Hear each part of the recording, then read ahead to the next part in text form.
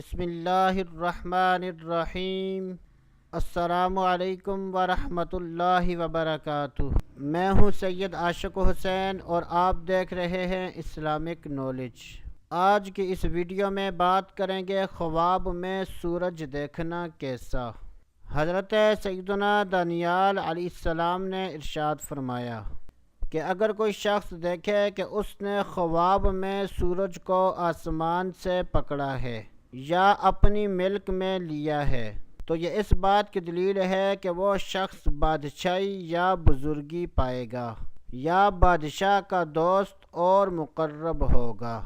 اگر کوئی شخص دیکھے کہ وہ خواب میں سورج سے جنگ کرتا ہے تو یہ اس بات کی دلیل ہے کہ بادشاہ اس کے ساتھ جنگ اور خصومت کرے گا۔